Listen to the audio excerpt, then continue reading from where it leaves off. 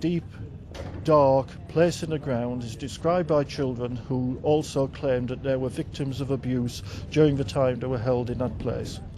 Graham Power has always maintained his innocence. No one's ever said exactly why he was suspended, but suspended he was back in November 2008. The former Home Affairs Minister claimed he had evidence relating to the management of the historic abuse inquiry, but it was never made public, and a month later Wiltshire Police were asked to investigate any evidence of wrongdoing by the former Chief of Police. In summer the following year there was a judicial review at the Royal Court.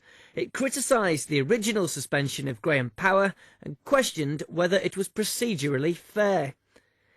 In September, Power went to the Complaints Board asking that Senator LeSueur disclose information relating to his suspension.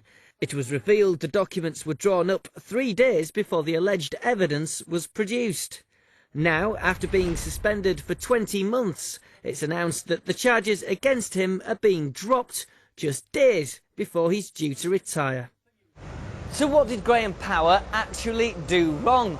Well, all this time on and the States still won't say, at least not yet. The Home Affairs Minister says the Wiltshire inquiry has been completed and it contains ample grounds for disciplinary proceedings, but he's still not published it. Instead, he says States members and the media will have to wait until next week when he'll prove that the suspension was justified. Deputy Bob Hill tried to bring about a public inquiry into the suspension in February, but was defeated. He says the whole saga has been unfair and unwarranted. It feels as if they needed to find somebody to blame, and Graham Power was that person. He wasn't. The whole process of suspension was not properly handled, and I'm afraid ever since then it's just gone downhill, unfortunately costing now about £1 million, and also had a great effect on the stress and on the life of Mr Power himself, who deserves better.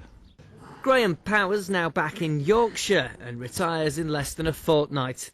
No doubt he'll be as keen as anyone to know exactly what he was accused of.